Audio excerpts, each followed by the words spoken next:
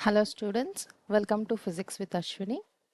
Today we are starting an important chapter, as you can see on the board, motion in a plane. In this session, I am not going into detailed theory. Instead, we will focus on previous year questions based on basics of 2D motion. So first let us understand what we mean by motion in a plane. So what is motion in a plane? It's nothing but 2D motion. So when an object moves in two directions simultaneously, it means the object is going along x-axis and y-axis. We call it as 2D motion.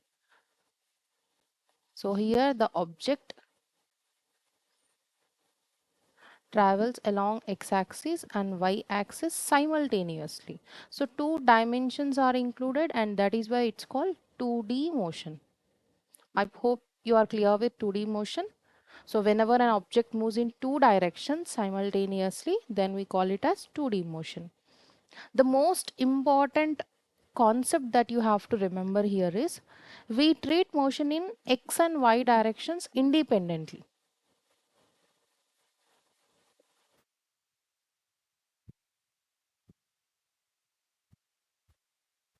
What does it mean? That means all the equations of motion that we have studied in 1D, like v is equals to u plus at, s is equals to ut plus half at square, v square minus u square is equals to 2as. These are the equations of motion which we have studied in 1D, right? Now we will apply these equations separately for x-axis and also for y-axis. So in any 2D motion problem, our first step is always the resolve the given components into x and y. That means, resolve the given data into x component and y component. And once you do that, the problem becomes very simple. Got my point?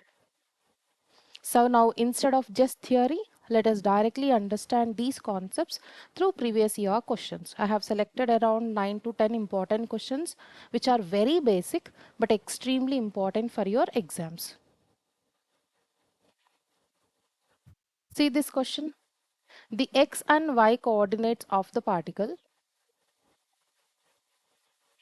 at any time. So x coordinate is given and y coordinate is given. Both are dependent on time. Where x and y are in meters, that means what does this x and y represent? They represent distance. The acceleration of the particle, that means you can consider x and y as displacement. At time t is equals to 2 seconds.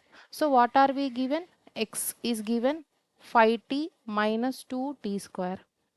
Y is given 10t. That means displacement in both x-axis and y-axis are given. That means, is it 1D motion or 2D motion? The particle is covering the distance in two dimensions, along x and also along y. So this is basically 2D motion. You got that clarity? Now what did I tell you? What technique do we follow? We have to resolve it into two components. Now we have to find the acceleration. So first find velocity. It is dx upon dt. How much do you get? 5 minus 2 into 2t. So we'll get 5 minus 40. This is velocity. What about acceleration? It is dv upon dt. How much do we get? 0 minus 4. So you got minus 4 meter per second square. This is in x direction. So we'll denote it as ax. And v will denote it as vx. Now similarly, y is equals to 10t. This is a displacement along y-axis. So first find velocity. So it is dy upon dt. So you'll get 10. And what about acceleration? dv upon dt. This is 0 meter per second square along y-axis. So this is ay and this is vy. Now what is the net acceleration? We have acceleration along x, acceleration along y. Now what is the total acceleration? It is under root of x component square plus y component square. How much do we get? Minus 4 whole square. We'll get again 4 square, right? So if you remove it, you will get 4 meter per second square. This is the net value. But if you see options, we don't have any plus 4. So what does it mean? This is minus 4 meter per second square I cap. That means it is along x-axis. Unit vector along x-axis is I cap. So what is the answer now? Answer is option B. Clear? I hope you are clear with this problem. Very easy. 2D motion. Just solve the components separately along x, along y, and later you take the net values. Let us see some other questions. The position vector of a particle r as a function of time is given by this expression. Fine. Clearly observe the expression.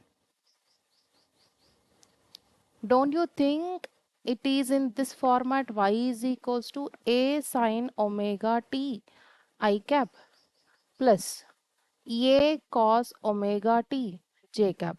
Isn't it this format where a value is 4 and omega value is 2 pi? Yes or no? If this is how the equation is, what does it represent? It represents a circle.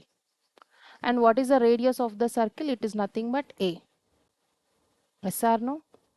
When we actually start circular motion, you will understand this. But remember, if any equation is represented like y is equals to a sin omega t plus a cos omega t, then it represents a circle. A values are same and omega t is also same. Just one sine term and one cos term. It represents a circle. Fine. Now, where r is in meters, fine, t is in seconds, and I, j denote unit vectors along x and y directions. Which one of the following statements is wrong for the motion of the particle? You have to identify the wrong statement. So let us see the first option. Magnitude of velocity of particle is 8 pi. Before going for the options, what does this equation represent? Let us see that funda. It represents a circle. This is first point of radius a. And what will be angular frequency? It is 2 pi here. What about velocity? V is equals to r omega, right, in a circular motion. So I'll get 4 into 2 pi. How much do you get? It is 8 pi. So 8 pi meter per second. This is the velocity. And that was given in option 1. So this is the right answer. Path of the particle is a circle of radius 4. This is also right. Acceleration vector is along minus r. Let us verify this option. As I told you, it represents a circular motion, right? This is the center of the circle and radius of the circle, which is nothing but a in our equation. How will be the velocity? Velocity will be tangential. And how about the acceleration in a circle? It's centripetal acceleration. So what is the direction of acceleration? Acceleration will be towards the center of the circle. Now don't you think it is against the radius? Radius is from, if you take radius, it is from center to any point on the circle. What about acceleration? It is towards the center, opposite direction. So acceleration is directed towards minus r. That is correct. So option C is also correct. Magnitude of acceleration vector is v square by r, where v is the velocity of the particle. Yes, definitely. This is a circular motion. So acceleration is centripetal acceleration. And what is the formula for centripetal acceleration? It is AC is equals to v square by r. So do it. V square is how much? We got v as 8 pi, right? So v square is 64 pi square upon r. R is how much? 4. So how much do we get? 4 ones 4, 4 6 24. So it is 16 pi square meter per second square. So magnitude of acceleration is correct only. It is v square by r for a circular motion. So option D is also correct. Then which is the wrong option? So there is some print mistake in the question. Every option is correct here. All the options are correct. So the answer must be none. 100% you will not get print mistake questions in your exam. Okay. So the answer is none. Every option is correct here. A particle is moving such that its position coordinates are. So position coordinates are given At t is equals to 0, this is the position. So t is equals to 0, position is 2 comma 3. And at t is equals to 2 seconds, this is the position. At t is equals to 2, 6 comma 7. And 13 comma 14 meters at t is equals to 5 seconds. So three positions of a particle are given. Average velocity from t is equals to 0 to t is equals to 5. You have to find the average velocity. In the last chapter we have discussed this. What is average velocity? Change in displacement by change in time. So we have to do for 0 to 5 seconds. So what is the change in time? It is 5. Now you have to take the change in position, but this is 2D motion. Two coordinates are given, x coordinate and y coordinate. So 0 to 5. So which coordinates will you consider? 2 comma 3 and 13 comma 14. So do it for x separately. How much will you get? What did I tell you? 2D motion, we will do it separately for x and y. So do it for x, what will you get? Difference in x coordinates 13 minus 2, which is 11. Difference in y coordinates 14 minus 3, this is also 11. Now x coordinate difference is 11, total time is 5. Unit vector along x axis. Difference in y coordinates by total time. Unit vector along y axis j cap. So what is the answer now? 11 by 5, if you take it out common, I cap plus j cap. So answer is option D. Finding it simple. If you have understood 1D motion, 2D motion is very easy. Just we have to resolve the components in x and y, apply the same equations of motion. Now, a body is moving with velocity 30 meter per second towards east. Okay. So this is the east direction. Body is moving with 30 meter per second. Can I say that this is the initial velocity? After 10 seconds, so time gap is given 10 seconds, its velocity becomes 40 meter per second towards north. That means after 10 seconds, when we see the body, it was moving along north direction. And what was the speed? 40 meter per second. Can I say this as the final velocity? Now, the average acceleration of the body. What is acceleration average? Average acceleration of the body. It is change in velocity by change in time. Change in time is given how much? 10 seconds. Now you need change in velocity. What is change in velocity formula? V minus u. So what is V minus u here? V is along plus y axis, so that is positive. We want minus u, so that means we have to change the direction of initial velocity. It was actually towards east, now you just take it towards west. If you change the direction, then u becomes what? Minus u. Got my point? Now this time it is 30 meter per second, towards west is minus u. So what is the change in velocity now? Don't you think this is the resultant? So what is the resultant? V minus u is nothing but resultant. So this is under root. They are at 90 degrees angle. So it is v square plus u square. If two vectors are at 90 degrees, what is the resultant of them? Under root a square plus b square. So v square is how much? 40 square. U square is how much? 30 square. How much will you get here? 1600 plus 900. How much is this? This is root 2500. So this is 50 meter per second. This is the change in velocity. Just substitute that data here. So this is 50 upon 10. 0, 0 cancel. You will get 5 meter per second square. So answer is option D. Are you understanding this, students? Very simple. Initial velocity was given, final velocity is given, and you need change in velocity, so use the concept of resultant of vectors. Initial velocity initial velocity has to be changed in direction because it is v minus u, right? And just apply the resultant, you'll get the answer. See this question: a particle moves in xy plane according to the rule.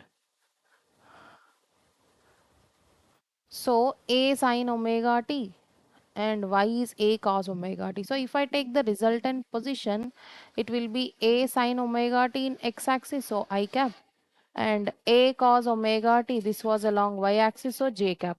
Just now we have discussed one problem on this, right? If this is the format, A sine omega t and A cos omega t, then what does this position vector equation represents? It represents a circle, and radius of the circle will be A. So answer is option B. So the particle follows which path? Circular path. If you want, you can verify. When do we say that it is following a circular path? If x square plus y square is equals to a square or r square. A means nothing but radius. So x component is what? A sine omega t whole square. And y component is what? A cos omega t whole square. Just simplify this. How much will you get? A square is common, and you will get what? Sine square omega t plus cos square omega t. What is sine square theta plus cos square theta? It is 1. So you got a square. So it satisfied this equation, x square plus y square is equals to some constant square. So it's a circular path. So every time this is not necessary. So remember this. This kind of equations will be repeated. So better you remember to save the time. If any equation is in the form of A sine omega t and A cos omega t. See, this constant value must be same, and omega t also must be same, and one term should be sine, the other term should be cos. Then it follows a circular path. A particle has initial velocity 2I plus 3j. So initial velocity is given,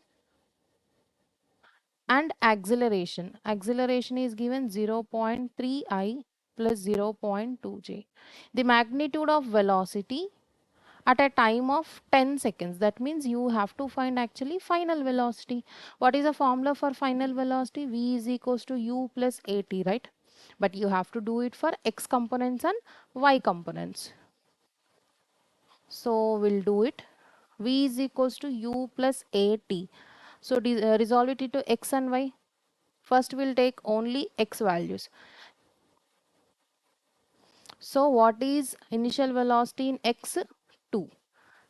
Along y 3. Similarly, acceleration along x 0.3, acceleration along y 0.2, but time is same for both the cases. So Vx is 2 plus 0.3 into time 10. How much do you get? 2 plus 3.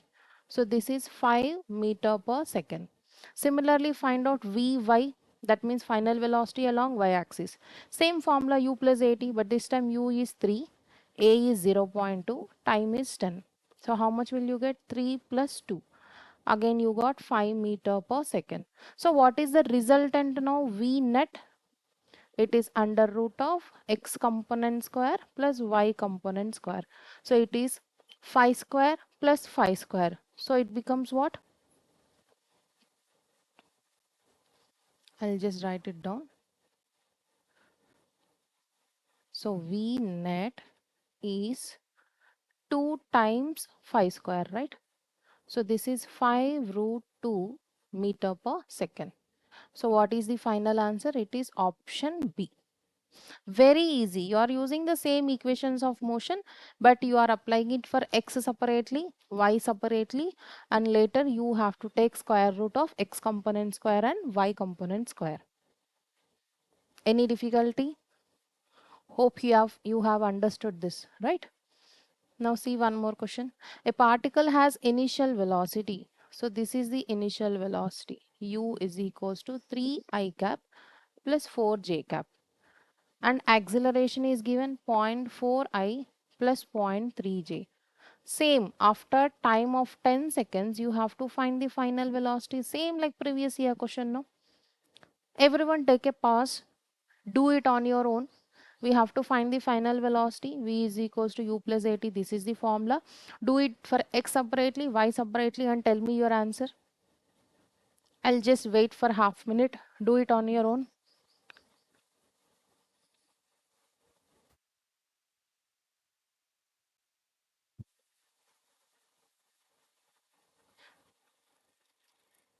Acceleration along x, acceleration along y. Now we'll do first along x, Vx. So u in x is 3, a in x is 0.4 and time is same. So how much will you get? 3 plus 4. So you'll get 7 meter per second. And what about Vy? It is 4 plus 0.3 into 10. So I'll get 4 plus 3. This is again 7. If you are very thorough with vectors, you will directly tell me the answer. If it is equal vectors and inclined at 90 degrees, then what will be the resultant? It is vector root 2 times, right? Let this be a vector of x magnitude, b vector also of x magnitude, and if they are inclined at 90 degrees, then what will be the resultant of these two vectors? It is 2 root x, right? Or else you can apply resultant is equals to under root a square plus b square. This is also fine. But equal vectors. So from now let us follow the shortcut. So what will be the answer here? Equal 7 and 7. So resultant will be 7, not 2 root 2x. One second, this is wrong. X root. So this is x root 2. So you will get 7 root 2 meter per second. So answer is option number B. Same question. First it was, this was in 2010, and when was that previous question? It was in 2012. See how simple, the questions being asked. Very simple. Clear? So in the next video, I'll cover the previous year questions related to projectile motion. So just recollect for 2 minutes what we have discussed. And if there are any doubts, please comment below.